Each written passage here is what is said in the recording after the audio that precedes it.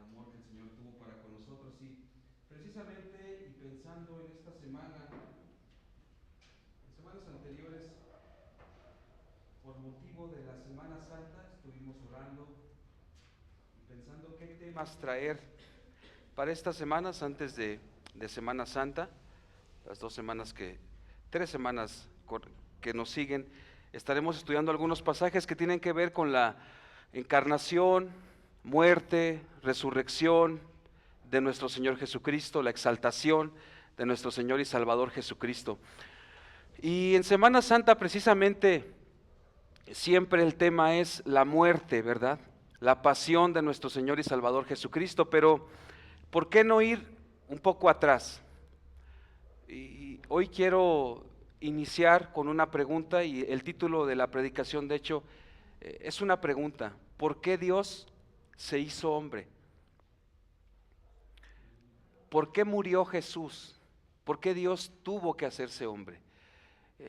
El autor de la carta a los Hebreos va a darnos respuesta a esta interrogante.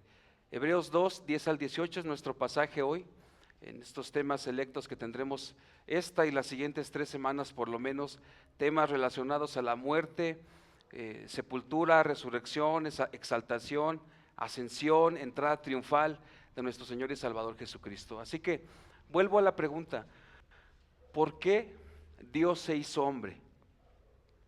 O como se conoce mejor este término teológico, ¿por qué la encarnación? El término encarnación proviene del latín, que significa, o podemos entenderlo así, in y caro, carne. Ese es el término encarnación, que proviene del latín. Y un diccionario bíblico lo define de la siguiente manera: la encarnación es el hecho de asumir un cuerpo de carne, el acto por el cual el Hijo de Dios se revistió voluntariamente de un cuerpo humano y la naturaleza humana. Termino ahí la cita de este diccionario bíblico. Pero la pregunta sigue en el aire: ¿por qué Dios se hizo hombre? ¿Por qué la encarnación? Debido al pecado hay una separación enorme entre el Creador, una separación abismal entre el Creador y su creación. Por lo tanto, Dios quiso manifestarse en la persona de su Hijo Jesucristo. ¿Por qué Dios se hizo carne entonces? ¿Por qué Jesús murió? Aquí está la respuesta, y la respuesta que nos da el pasaje que tenemos hoy por delante. Para constituirse hermano y sacerdote de los que ha salvado. ¿Por qué Jesús murió? Para constituirse hermano y sacerdote de los que ha salvado. Y debajo de esta proposición, debajo de este encabezado, hay por lo menos 5 aspectos de esta encarnación, de esta muerte, y ni siquiera quiero definir cuántos temas teológicos hay aquí, porque hay diferentes, y entre más escudriñas resultan más temas teológicos, pero por lo menos 5. Hebreos 2:10, vemos ahí la glorificación. Hebreos 2:11 vemos ahí la adopción y la santificación. Hebreos 11 al 13 vemos la santificación y la adopción. Hebreos 14 y 15 vemos la conquista y la liberación. Ya veremos a qué conquista me refiero y a qué liberación. En Hebreos 16 y 17 vemos la expiación, y en Hebreos capítulo 2, verso 18 vemos el auxilio o el socorro en la tentación. Estos son los 5 aspectos que encontramos debajo de la proposición de hoy, debajo de este aspecto soteriológico, de esta dimensión salvífica, sacerdotal, de la que el autor de la carta a los Hebreos se refiere aquí. Hebreos 2, 10 al 18, por lo menos 5 aspectos: glorificación, santificación y adopción, libertad de temor, expiación y socorro en la tentación. Vamos a leer el pasaje y después vamos a orar. Hebreos 2, 10 al 18, dice así la palabra de nuestro Señor. Hebreos 2, verso 10. Porque convenía aquel por cuya causa son todas las cosas y por quien todas las cosas subsisten, que habiendo de llevar muchos hijos a la gloria, perfeccionase por aflicciones al autor de la salvación de ellos, porque el que santifica y los que son santificados, de uno son todos, por lo cual no se avergüenza de llamarlos hermanos, diciendo, verso 12, Hebreos 2:12, diciendo, anunciaré a mis hermanos tu nombre, en medio de la congregación te alabaré, y otra vez yo confiaré en él. Y de nuevo, he aquí yo y los hijos que Dios me dio. Así que, por cuanto los hijos participaron de carne y sangre, él también participó de lo mismo, para destruir por medio de la muerte al que tenía el imperio de la muerte, esto es, al diablo, y librar a todos los que por el temor de la muerte estaban durante toda la vida sujetos a servidumbre, porque ciertamente no socorrió a los ángeles, sino que socorrió a la descendencia de Abraham. Hebreos 2:17, por lo cual debía ser en todo semejante a sus hermanos, para venir a ser misericordioso y fiel sumo sacerdote en lo que a Dios se refiere, para expiar los pecados del pueblo, pues en cuanto él mismo padeció siendo tentado, es poderoso para socorrer a los que son tentados. Señor, gracias por este tiempo. Alabado sea, Señor. Gracias por las alabanzas. Señor, yo te ruego que quites toda distracción, Señor, todo llanto, toda situación que a veces el enemigo también utiliza para desviar nuestra atención de la predicación, Señor, de todo el servicio, de las alabanzas, de los estudios. Padre, ayúdanos, Señor, que nuestra mente y nuestro corazón estén concentrados hoy en la predicación, Señor. Alabado seas en el nombre de Jesús. Amén y amén. Bien, entonces, ¿por qué Dios se hizo hombre? Para constituirse hermano y sacerdote de los que ha salvado. Es lo que el autor de la carta a los Hebreos va a decirnos en este pasaje. Y aquí, o debajo de esto, encontramos los diferentes aspectos, ¿verdad? Pero antes de ir al primer aspecto, que es la glorificación, en la primera parte de Hebreos 2:10, necesito explicarte quiénes son los destinatarios, los depositarios principales de esta carta. ¿Quiénes eran ellos? Bien, la epístola o palabra de exhortación, como dice el autor de Hebreos en el capítulo 13, una breve palabra de exhortación, que creo que para nada lo es, ¿verdad? Porque son 13 capítulos. El autor de la carta a los Hebreos, un hombre docto, un hombre que sobresalía por la manera en que utilizaba el griego koiné, por la manera en que cita varias veces desde la traducción del texto hebreo al texto griego, es decir, la Septuaginta, cita varias veces o utiliza el Antiguo Testamento para soportar lo que va a decirnos en el Nuevo Testamento.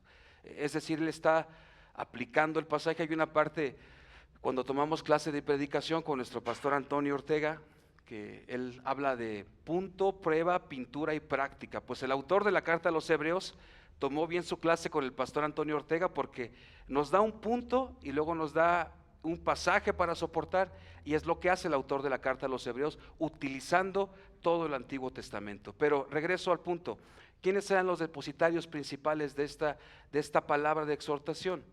Hombres que probablemente por un tiempo prolongado habían soportado despojos, habían sido robados, habían sido llevados de un lugar a otro, habían sido oprimidos.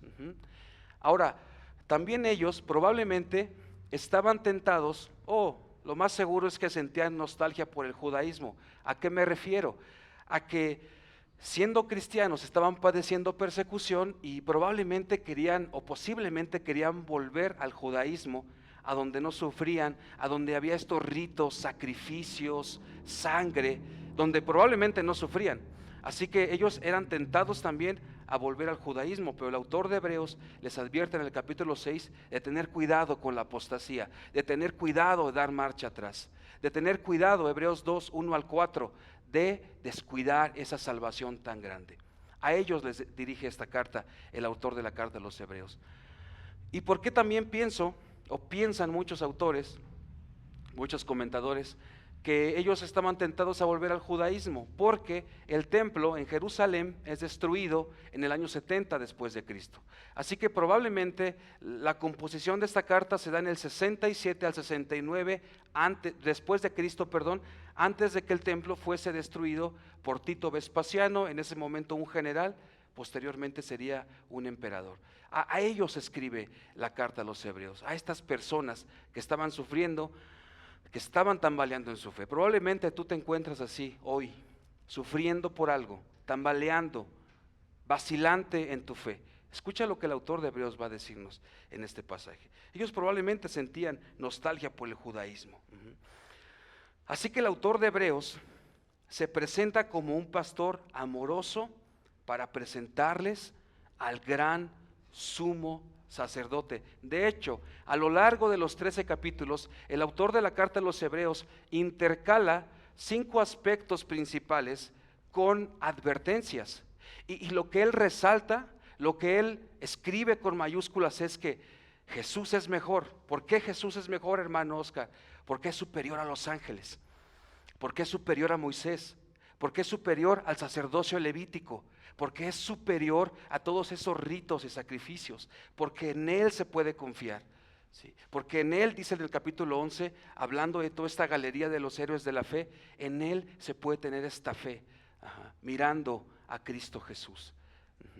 Y termina el capítulo 13 haciendo algunas advertencias. Por eso el autor de la carta a los Hebreos se presenta como un pastor amoroso para decirles que Jesucristo es mejor. Y eso quiero decirte hoy también a ti. Jesucristo es mejor que todo. Jesucristo es superior a todo, este gran sumo sacerdote.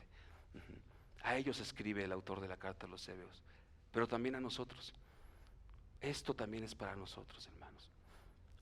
Bien, ellos son los destinatarios entonces. ¿Cuál es el contexto anterior? Contexto literario le llama a nuestro hermano pastor Antonio Ortega. ¿Qué es el contexto literario? Lo que hay antes y lo que hay después de nuestro pasaje que vamos a estudiar. ¿Qué hay antes? El contexto amplio, desde el capítulo 1, verso 5 hasta el 2:18, es un contexto amplio donde el autor habla de la superioridad de Cristo por encima de los ángeles. Hebreos 1:5 hasta el 2:18 es un contexto amplio. Pero desde el capítulo 1, el autor de Hebreos, capítulo 1, verso 1 al 4, el autor de Hebreos indica la divinidad del Hijo, indica la preexistencia del Hijo, indica al Hijo como redentor, al Hijo como creador, al Hijo como sustentador de todas las cosas. Así inicia la carta a los Hebreos. A partir del verso 5 del capítulo 1 y hasta el verso 14, el autor de Hebreos cita 7 versos del Antiguo Testamento designando la preeminencia del Mesías, hijo de David, y habla de la preeminencia del Mesías, hijo de David, sobre ángeles, estos que serían o que son servidores de los herederos de la salvación, de los cuales también somos tú y yo. Después, capítulo 2, versos 1 al 4 es la primera advertencia. Sí. Según la tradición judía, la ley fue entregada por ángeles. Y ya que Jesucristo es superior a los ángeles, les insta a no descuidar una salvación tan grande. Ahora, atención, estamos acercándonos a nuestro pasaje. Este es el contexto más cercano. Hebreos 2, 5 al 9. Vamos a leerlo para tener nuestro contexto.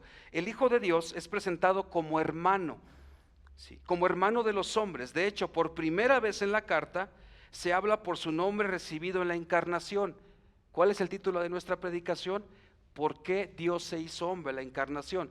Aquí en Hebreos 2, 5 al 9 se habla por primera vez de Cristo como ese nombre que recibe en la encarnación, Jesús.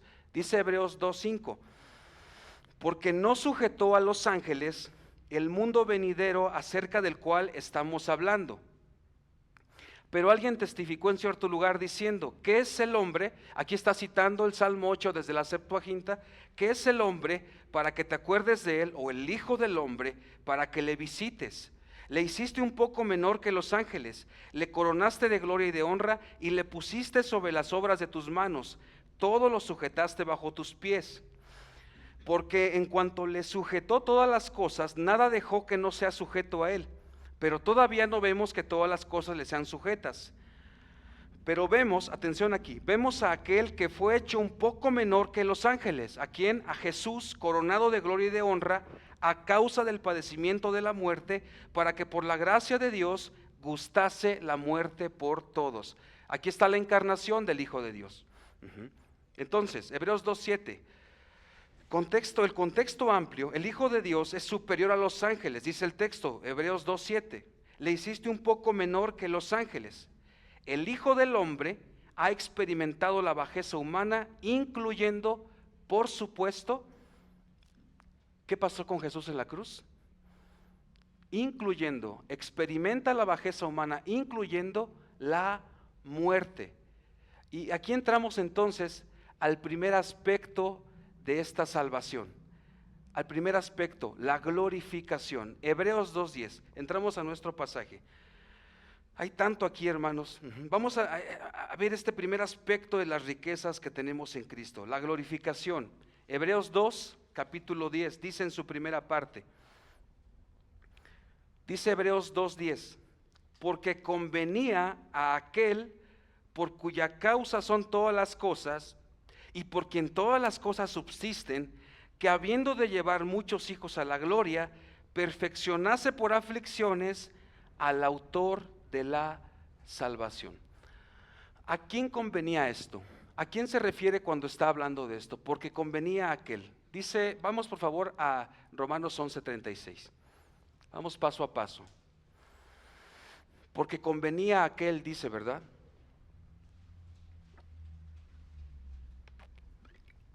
Romanos 11:36, Pablo está cerrando la sección donde habla de la salvación de los judíos a partir del capítulo 9, 10 y 11. Y dice Romanos 11:36, porque de Él y por Él y para Él son todas las cosas, a Él sea la gloria por los siglos de los siglos. Amén. Entonces, ¿a quién convenía esto? A Dios, el Padre, primera persona de la Trinidad. ¿Cómo podemos entender la primera parte del verso 10?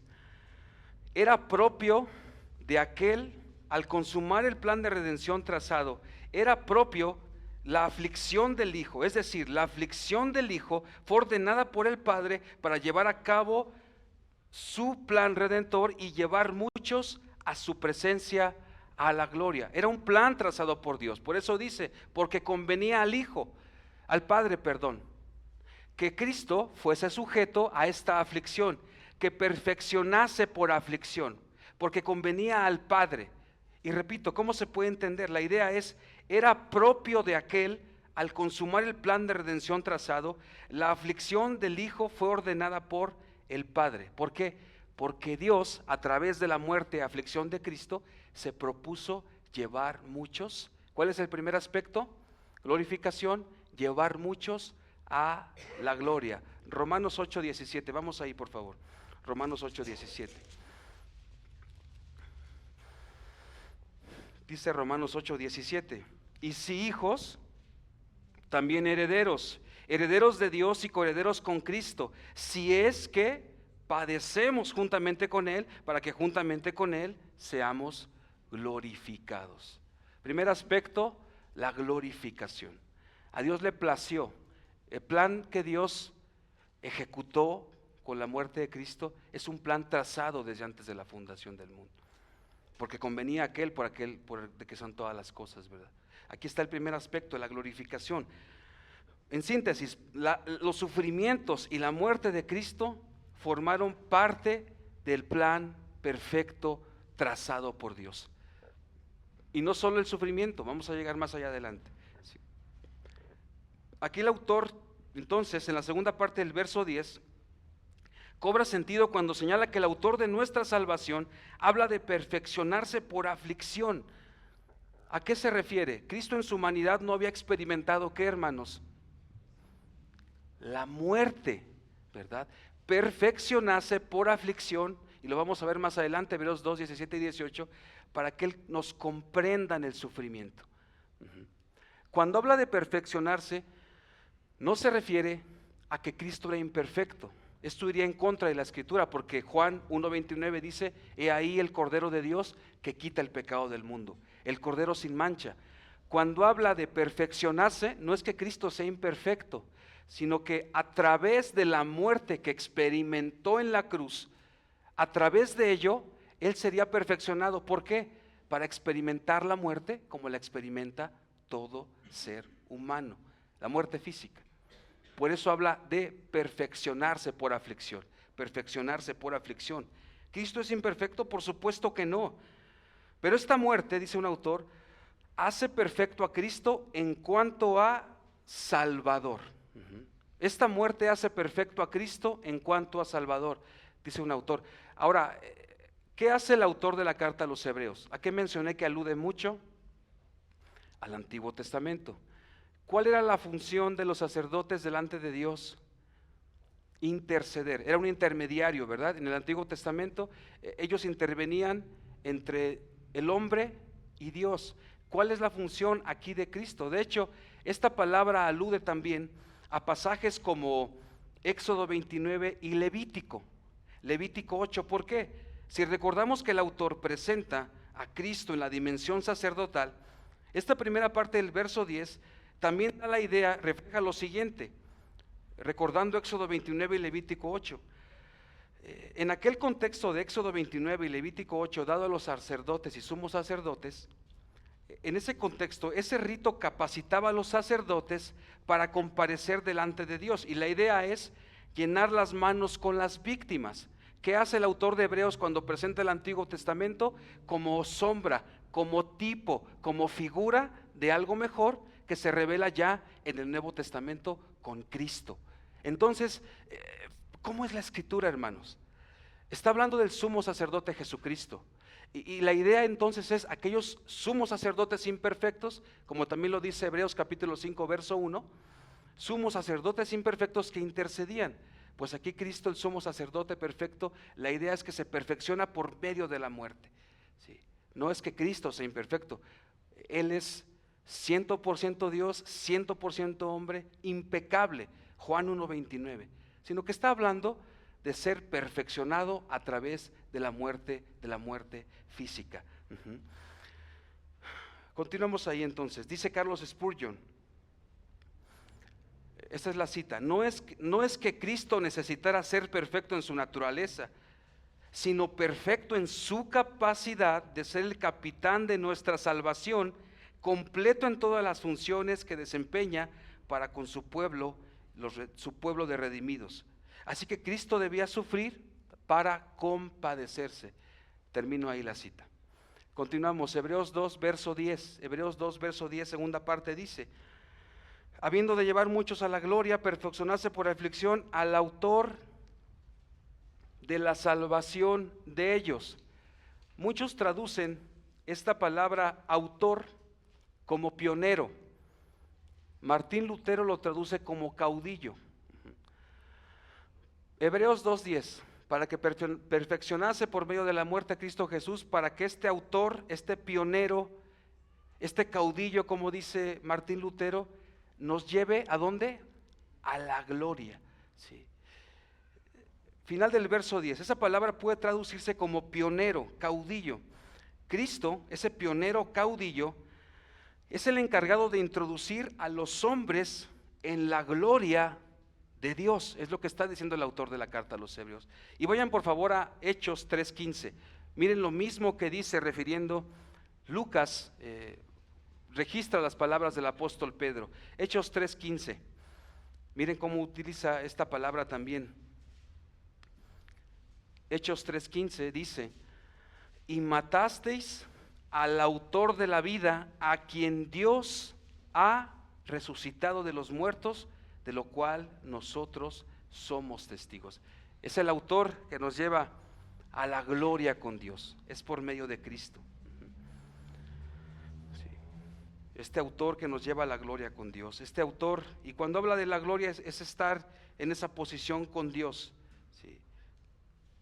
La glorificación. Pasamos al segundo aspecto de nuestro estudio, Hebreos 2:10 al verso 18. Segundo aspecto, santificación y adopción.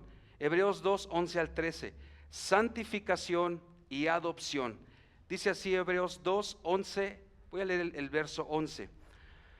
Porque el que santifica y los que son santificados de uno son todos, por lo cual no se avergüenza de llamarlos hermanos. Santificación y adopción encontramos aquí.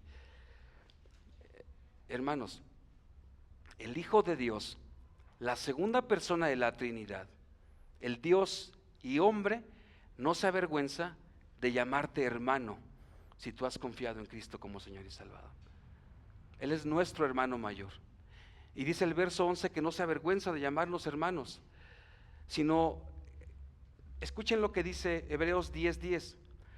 En esa voluntad somos todos santificados mediante la ofrenda del cuerpo de Jesucristo hecha una vez para siempre. Lo que quiero decir es, y lo que este punto resalta, el punto número 2, aspecto número 2 de la santificación y adopción, resalta lo siguiente, que ahora los que hemos creído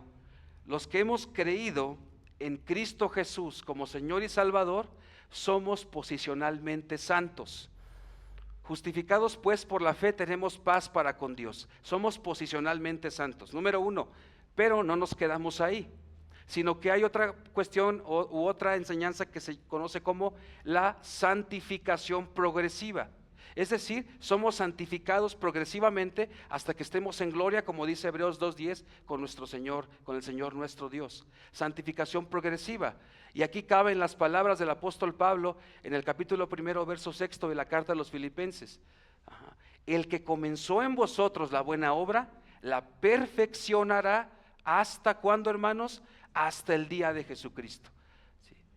Adopción y santificación. Ese que comenzó la obra en ti, la perfeccionará hasta el día de Jesucristo. El contexto en Filipenses puede ser la segunda venida de nuestro Señor y Salvador Jesucristo. Eso es lo que el autor de la carta a los Hebreos nos está diciendo aquí. Hay tanto, hermanos, cada vez que estudias un pasaje es sorprendente lo maravilloso que es la palabra de Dios. Segunda de Corintios 5:21, un pasaje muy conocido. Al que no conoció pecado, por nosotros fue hecho pecado para que fuésemos hechos justicia de Dios en él. Hemos sido hechos justicia de Dios en Cristo Jesús. Dice lo siguiente el pastor MacArthur: su justicia no solamente nos hace santos, sino que ahora somos sus hermanos.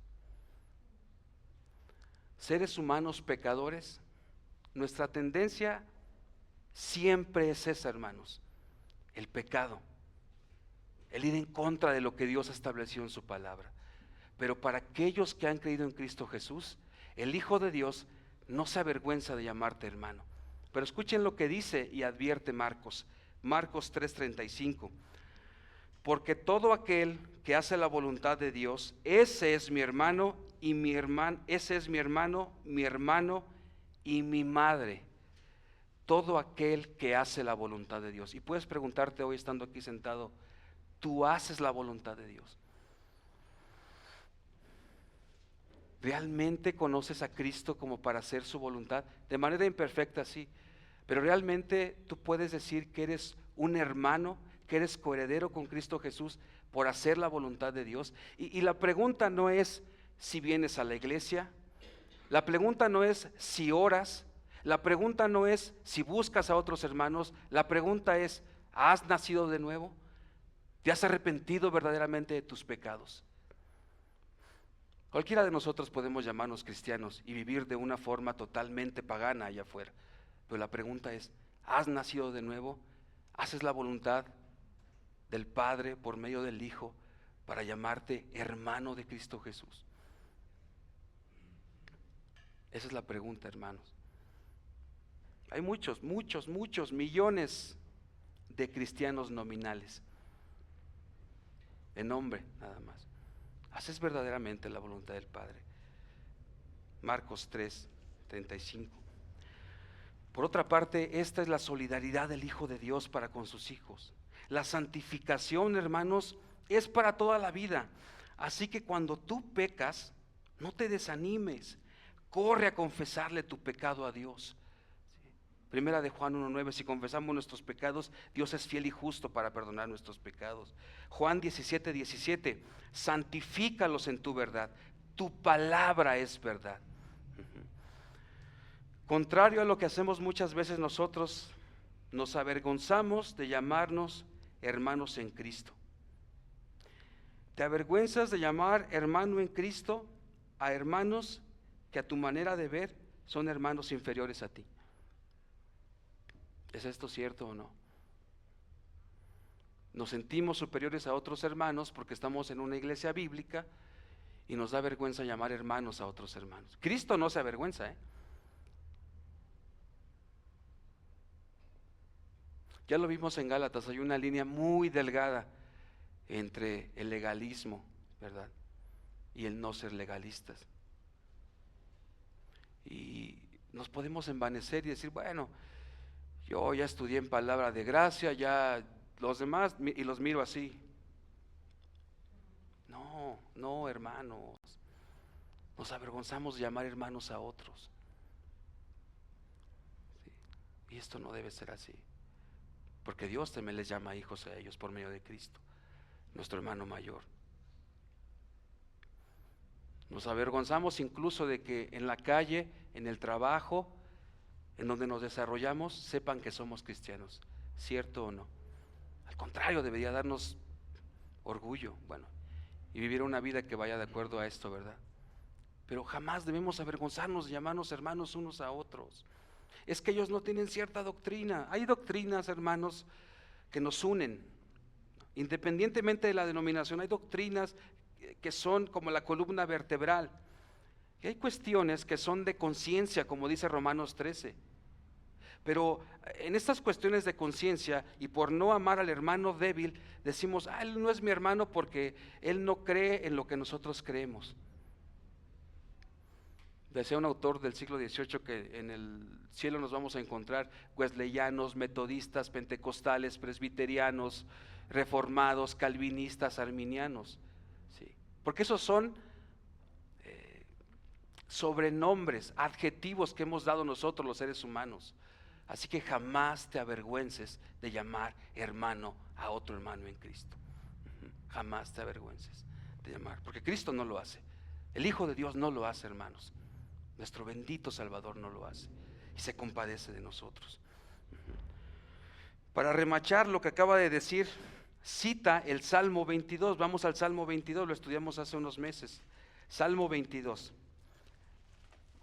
Recuerden que les mencioné lo que hacía el autor, citar el Antiguo Testamento, pero miren cómo cita el Salmo 22, y esto viene ad hoc con lo que se celebra en la Semana Santa, ¿verdad? El Salmo 22 habla de la pasión y la resurrección de nuestro Señor y Salvador Jesucristo, pero miren cómo el autor de Hebreos cita el Salmo 22, verso 22. Salmo 22, verso 22. Anunciaré tu nombre a mis hermanos, en medio de la congregación te alabaré. El Salmo 22 es escrito por David. En la primera parte del Salmo 22, verso 1 al verso 21, lo que hace David es hablar del sufrimiento que estaba experimentando, pero este Salmo 22 apunta o señala a la muerte de Cristo en la cruz. A partir del verso 22, del Salmo 22 y hasta el verso 29, lo que el autor hace es hablar del triunfo de Cristo, se entiende de manera explícita por medio de la resurrección. Y esto se aplica a Cristo y lo aplica perfectamente el autor de la carta a los Hebreos. Dice Hebreos, regresamos a Hebreos por favor, Hebreos 2, verso 12, diciendo: anunciaré a mis hermanos tu nombre, en medio de la congregación te alabaré. ¿Qué hace David en el Salmo 22, 22? Una vez que es rescatado de ese sufrimiento por el que atravesó, David dice, pensando en sus connacionales, en los judíos: alabaré en medio de la congregación. Y lo que hace ahora el autor de la carta a los Hebreos es hablar de Cristo, o prefigurando a Cristo en el Salmo 20, en Hebreos 2:12, diciendo que Cristo anunciará a la congregación, a la eclesía, tu nombre. ¿Te das cuenta cómo esto apunta a esto? Y el autor de Hebreos está citando por esa razón el Salmo 22. Ahora hay dos citas más, o se piensa que también una tercera cita. Ahora cita un pasaje de Isaías, cita un pasaje del profeta Isaías. Cita ahora un pasaje del profeta Isaías ahí en el verso 13. Hebreos 2:13 cita en la primera parte del verso 13 dos pasajes del libro del profeta Isaías. En el contexto de Isaías 8:17, puedes tomar nota por favor, puedes leerlo después en casa. Ahí en el contexto de Isaías 8:17, texto citado por el autor de Hebreos, el profeta afirma su confianza en Dios. Estoy hablando de Isaías. A pesar de la infidelidad del pueblo y de una invasión asiria, el autor de Hebreos toma esta cita del libro del profeta Isaías para referir la confianza de Cristo en Dios Padre, ahí en Hebreos 2:13. Ahora, hay otra cita que utiliza de Isaías, Isaías 8:18. En la segunda parte del verso 13 de Hebreos 2, el autor de Hebreos, autor de Hebreos, que valga la mención, es un autor desconocido. El autor de Hebreos dice, citando Isaías, o se refiere, que los nombres dados a los hijos del profeta Isaías, escuchen esto, simbolizan el plan divino de salvación, es decir, es una figura de los creyentes que Dios ha confiado a Cristo como Salvador y santificador. Repito esto.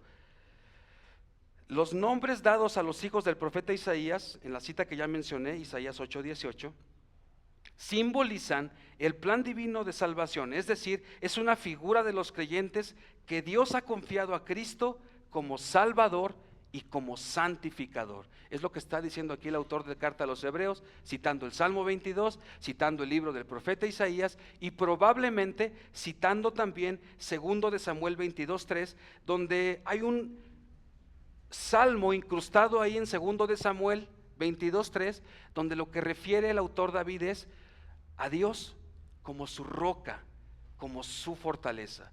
Lo que dice en Hebreos 2:12 y 13, voy a leer nuevamente, diciendo, anunciaré, mis hermanos, tu nombre, en medio de la congregación te alabaré, y otra vez, yo confiaré en él. Esto es lo que hace el autor de la carta a los Hebreos, interpretando el Antiguo Testamento y aplicándolo aquí. Era un erudito, hermanos, un adelantado a su tiempo, el autor de la carta a los Hebreos, citando los pasajes del Antiguo Testamento. Ya vimos entonces Hebreos 2:10, primer aspecto, la glorificación. Ya vimos en segundo lugar Hebreos 2:11 al 13, la adopción y la santificación. Tercer aspecto, la conquista y la liberación. Hebreos 2:14 y 15, conquista y liberación, tercer aspecto. Dice, y una vez más resalta aquí la encarnación, Hebreos 2:14, así que por cuanto los hijos participaron de carne y sangre, él también participó de lo mismo. ¿Quién? Cristo, para destruir por medio de la muerte al que tenía el imperio de la muerte, esto es, al diablo. ¿Qué está diciendo el autor de la carta a los Hebreos? Dice ahí en la primera parte del verso 14 que participaron. La idea es que Cristo y sus escogidos tienen en común la carne y la sangre. Una vez más la encarnación, aquí resalta, Jesús se revistió de la naturaleza humana considerada en su debilidad. Jesús asumió un cuerpo humano débil y mortal. Así que una vez más podemos preguntarnos, ¿por qué la encarnación? Escuchen esto. Porque con la muerte de Cristo anula por medio de su propia muerte al que tenía el imperio de la muerte, esto es, al diablo. Por eso hablo en este tercer encabezado, tercer aspecto de conquista, porque Cristo con su muerte conquistó la muerte y se la arrebata a quien tenía, dice ahí, el poder de la muerte, sobre la muerte, al diablo. ¿Cómo es esto? ¿Qué está explícito aquí? La resurrección del Hijo de Dios. Por medio de su propia muerte, Cristo vence a la muerte. ¿Cómo, hermano Oscar? Resucitando. Y le arrebata al diablo el poder que tenía sobre la muerte. Romanos 6:23, porque la paga del pecado es muerte, mas la dádiva de Dios es vida eterna en Cristo Jesús nuestro Salvador. Eso es lo que está diciendo el autor de la carta a los Hebreos. Por medio de esa muerte vicaria, por medio de esa muerte redentora, Cristo ha vencido a la muerte. ¿Y sabes qué? Tú y yo resucitaremos con aquel que venció a la muerte. ¿Experimentaremos una muerte física? Sí, pero la muerte espiritual nunca más, porque hemos traído de muerte espiritual a vida espiritual por medio de la vida de Cristo Jesús, nuestro Salvador. Es lo que está diciendo en Hebreos 2:14. Tercer aspecto, la conquista y la liberación. ¿Liberación de qué? Seguimos leyendo ahí, Hebreos 2:14 y 15. Y librar a todos los que por el temor de la muerte estaban durante toda la vida sujetos a servidumbre. ¿Librarnos de qué? Del temor a la muerte. ¿Quién aquí es un temerario y no teme a la muerte? todos tememos a la muerte, ¿verdad? Todos tememos a la muerte, creo. Cristo Jesús, por medio de la resurrección, venciendo la muerte, nos ha librado del temor a la muerte. Sí. Es lo que está diciendo ahí en Hebreos 2:15. Cristo resucitado no tiene vergüenza de llamarnos hermanos. Y Él derrotó con su muerte, y Cristo nos asegura la resurrección. Vayamos a Juan 14:19. Juan 14:19.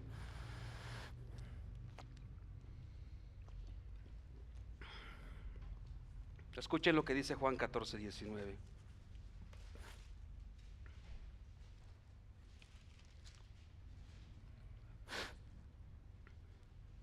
Todavía un poco y el mundo no me verá más, pero vosotros me veréis, porque yo vivo, vosotros también viviréis. Esto nos asegura la resurrección también, hermanos. Sí. ¿Quién no tiene temor a la muerte? Vamos un poco más adelante, Hebreos 5:7-10.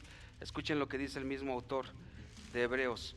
Hebreos 5:7-10 dice: y Cristo, en los días de su carne, ofreciendo ruegos y súplicas con gran clamor y lágrimas al que le podía librar de la muerte, fue oído a causa de su temor reverente. Y aunque era hijo, por lo que padeció, aprendió la obediencia. Y habiendo sido perfeccionado, vino a ser autor de eterna salvación para todos los que le obedecen. Y fue declarado por Dios sumo sacerdote según el orden de Melquisedec. Regresamos a Hebreos 2.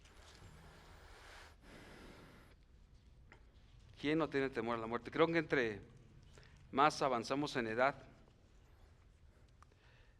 viene ese temor a la muerte, ¿verdad? Satanás sabe perfectamente que tememos a la muerte. ¿Sabes por qué? Porque estamos apegados a este mundo, a un vicio, a un ídolo, a una mujer, a un hombre, a los hijos, al dinero, a la comodidad. Satanás lo sabe, y sabe que muchas veces temes a la muerte porque vas a perder esto. Y Satanás lo usa, hermanos. Satanás lo usa. ¿Quiere decir que eso está mal? No está mal. Lo he dicho muchas veces, los hermanos de Tepatlasco que me conocen.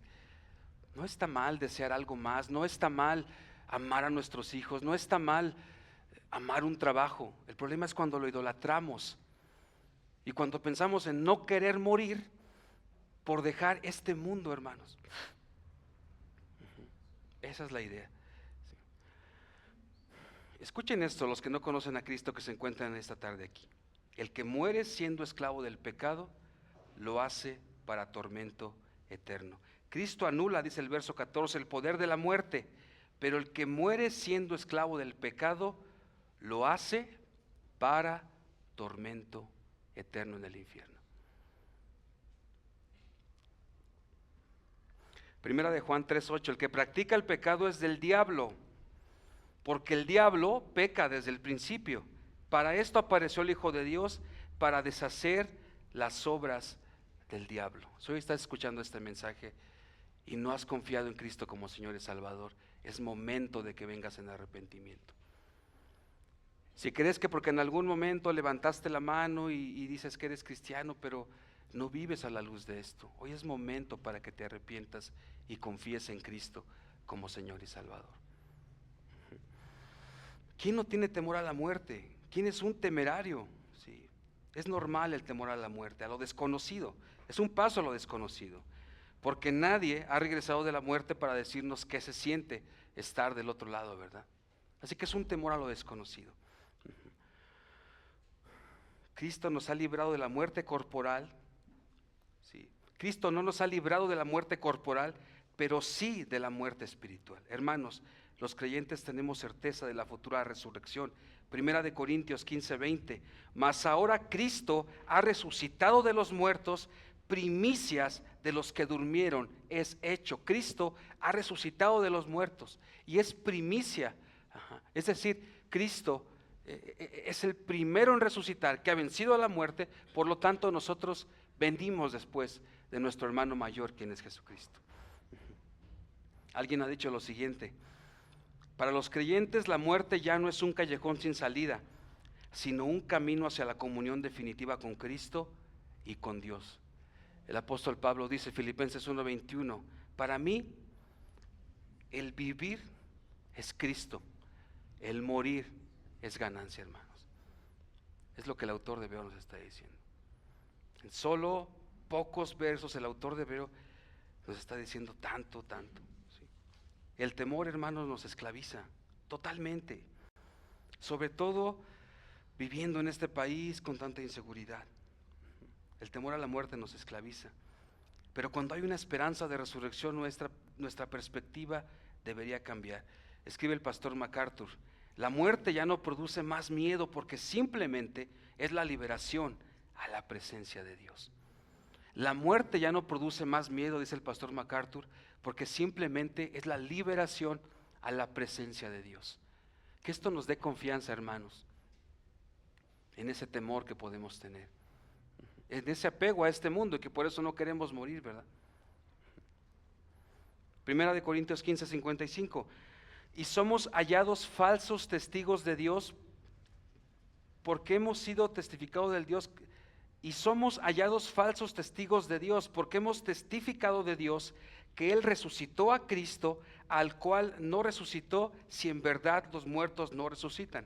Es Pablo hablando de la resurrección en Primera de Corintios 15:55.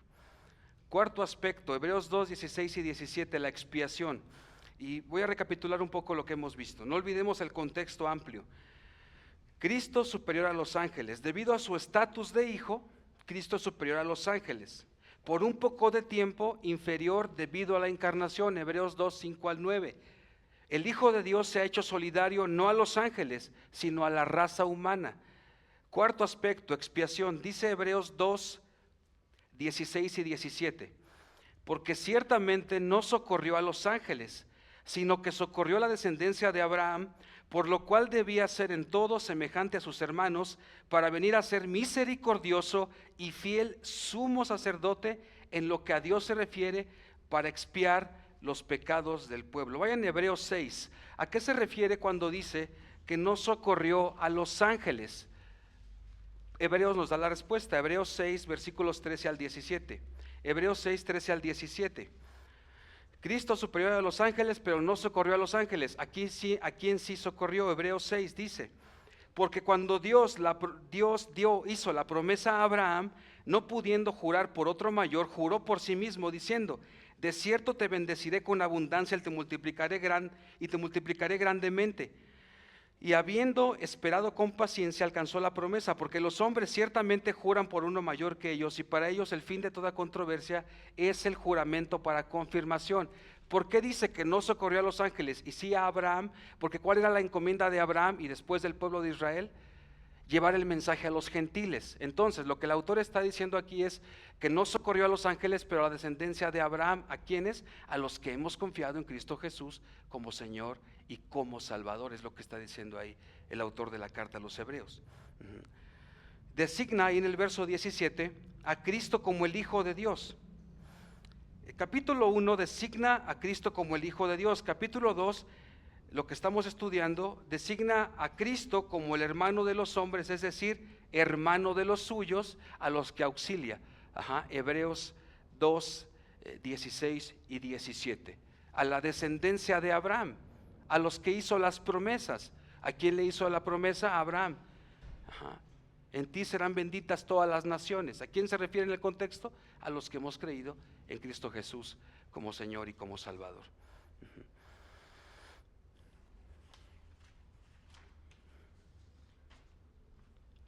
Leemos una vez más el verso 17. Verso 17. Por lo cual debía ser en todo semejante a sus hermanos, ya hablamos de la encarnación, para venir a ser misericordioso y fue el sumo sacerdote en lo que a Dios se refiere, para expiar los pecados del pueblo. Cuarto aspecto, ¿qué es la expiación? ¿Qué es la expiación? Lo define así un diccionario. Esta palabra puede entenderse como los pecados que son cubiertos. Puede entenderse en este contexto la expiación como tener compasión como alcanzar perdón. Aquí en este verso se utiliza aquí así. Expiación se refiere a cubrir los pecados, la propiciación por vuestros pecados. Pero ¿por qué digo que por el contexto? Porque a continuación el autor de Hebreos hablará a partir del capítulo 2, versos 17 y 18, y en los versículos por lo menos hasta el 10-18 de la carta a los Hebreos, de Cristo como sumo sacerdote. Entonces, cuando habla de expiación, se refiere a que este sumo sacerdote fue compasivo. ¿Sí? Cuarto aspecto, la expiación.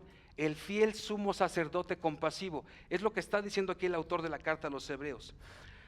Aquellos que alcanzan el perdón. Primera de Juan 4:10 dice: en esto consiste el amor, no en que nosotros hayamos amado a Dios, sino en que Él nos amó a nosotros y envió a su Hijo en propiciación o expiación por nuestros pecados. Es decir, Cristo tuvo compasión de nosotros, Cristo nos amó antes de la fundación del mundo y Cristo cargó en Él los pecados de todos sus escogidos, pasados, presentes y futuros. La oración que hace Juan capítulo 17, ¿verdad? Orando por los discípulos, pasados, presentes y futuros. Este es el cuarto aspecto, la expiación, Hebreos 2, 16 y 17. Que Cristo cargó los pecados, que Cristo cargó en Él la ira que tú y yo merecíamos. Que Cristo carga en sí el pecado de aquellos seres humanos que están perdidos. Efesios 2. Muertos en delitos y pecados. Déjame decirte algo, si no conoces a Cristo, si tú confías en Cristo como Salvador personal, Cristo se encarga de cargar esos pecados y Dios los borra y Dios te limpia para que tengas ahora y seas revestido de la justicia de su Hijo Jesucristo. Expiar tus pecados, expiar tus pecados. Todo en la palabra tiene un precioso porqué, hermanos. ¿Sí? Aquí está hablando entonces del misericordioso, empieza a hablar del sumo sacerdote, compasivo. Ya lo dijo el verso 10, Cristo fue perfeccionado por medio de la muerte para constituirse como hermano mayor. Somos coherederos con Cristo. Cristo se posiciona como el perfecto mediador entre Dios y los hombres, porque no hay otro nombre dado a los hombres bajo el cielo en el cual podamos ser salvos, Hechos 4:12, sino que nombre Jesucristo. Primera de Timoteo 2:5. Un mediador, un mesites, dice la palabra en el griego, alguien que interviene entre Dios y nosotros. Cristo se ha constituido eso, ese sumo sacerdote perfecto. Sí. La función del sacerdote en el viejo pacto era interceder y borrar los pecados del pueblo, pero no de manera definitiva. Por eso el autor subraya y pone con letras mayúsculas el sacerdocio de Cristo. Hebreos 9:11 ya lo dice, pero estando ya presente Cristo, sumo sacerdote de los bienes venideros. Hebreos 9:14 dice que Cristo se ofreció a sí mismo sin mancha a Dios para limpiar nuestra conciencia de obras muertas. Quinto aspecto de nuestro estudio y último, verso 18, Hebreos 2:18 dice: pues en cuanto Él mismo padeció siendo tentado, es poderoso para socorrer ¿a quién? A los que son tentados. Cristo sufrió la tentación al máximo y esta tentación le pone en condición de auxiliarnos, de socorrernos. Escucha bien esto, hermano y hermana. El sufrimiento, la tentación, la adversidad, la enfermedad, la prueba, cualquier cosa que a tus ojos sea algo por lo que estás sufriendo mucho, cualquier cosa que sea por la que tú creas o has sufrido que estás pasando, no se compara con el sufrimiento que el Hijo de Dios experimentó en la cruz del Calvario. Y Él es poderoso para socorrernos, para auxiliarnos cuando estamos en tentación. Este fiel y sumo sacerdote misericordioso. Falta de dinero, no tengo para la renta. Una persona muy querida partió de esta presencia, de la presencia de esta tierra. Alguien murió. Cualquier sufrimiento o tentación que tú estés experimentando no se compara con lo que Cristo experimentó en la cruz del Calvario. Por eso, Él te comprende en cualquier situación o tentación que te encuentres hoy. Y si estás en una tentación y cedes, es por tu pecado. Porque no estás pidiendo a Dios que te libre de esa tentación. ¿Qué dice el Padre nuestro? No nos dejes caer en tentación, mas líbranos del mal. Amén. Si tú cedes a una tentación, algún vicio, alguna situación que sabes que no es correcta, es porque no estás orando a Dios. Porque Él es poderoso para socorrerte de cualquier tentación. Pero probablemente no quieres recurrir a Dios y quieres caer en esa tentación. En la tentación del desánimo, en la tentación de la depresión, en la tentación de la autoconmiseración. ¿Cómo sufro? Sufrimos, claro, duele. Pero ¿sabes qué? Tenemos a quien recurrir, porque lo experimentó al máximo. Porque murió por nosotros. El Hijo, hermanos, piensen, el Hijo de Dios, el dueño del universo entero. Entonces, ¿qué esperanza tenemos? Con cualquier sufrimiento, ¿a quién vamos a recurrir? A Él. No a un psicólogo, no a un terapeuta, a Cristo, al Hijo de Dios. Porque escuchen lo que dice Hebreos 4, 14 al 16. Hebreos 4, 14 al 16. Por tanto, teniendo un gran sumo sacerdote, megas es la palabra, megas, que traspasó los cielos, Jesús el Hijo de Dios, retengamos nuestra profesión, porque no tenemos un sumo sacerdote que no pueda compadecerse de nosotros, de nuestras debilidades, sino uno que fue tentado en todo según nuestra semejanza, pero sin pecado. Verso 16, acerquémonos pues confiadamente al trono de la gracia para alcanzar misericordia y hallar gracia para el oportuno, ¿qué? ¿Cuál es el quinto aspecto? Para el oportuno socorro, hermanos. Si no conoces a Cristo y una situación difícil te trajo hoy aquí, Dios soberano te trajo hoy para que escuches esto. Él es el único medio para auxiliarte. Cristo Jesús, el Hijo de Dios. Tal sumo sacerdote nos convenía, dice Hebreos 7:26, santo, sin mancha, apartado del mal, hecho más sublime que los cielos, dice, ¿verdad? Ese es tu rey, ese es mi rey, es al que puedes recurrir, ese precioso sumo sacerdote, que nos muestra el autor de la carta de los Hebreos, 5 aspectos: glorificación, santificación y adopción, conquistó la muerte con su muerte, nos libera del temor a la muerte, ¿sí? Expía nuestros pecados y lo mejor de todo es el socorro en nuestro sufrimiento. Gracias, amado Dios, gracias por tu palabra, amado Dios. Cuánto te necesitamos, amado Dios. Señor, fortalece y restaura a quien no te conoce aquí. Ayúdanos a nosotros a perseverar, porque somos tan débiles, Señor. A veces somos tan temerosos a la muerte, que vemos moros con tranchetes, que pensamos esto y que pensamos el otro. A veces nos acongojamos con cosas, y hablo también de mí, de mi persona, Señor, de mi temor a veces, de mi desesperanza. Ayúdame a mí, Señor, pero ayuda a mis hermanos. Ayúdanos, Padre, porque te necesitamos. Alabado seas en el nombre de Jesús. Amén. Gracias, mis hermanos. Dios les bendiga.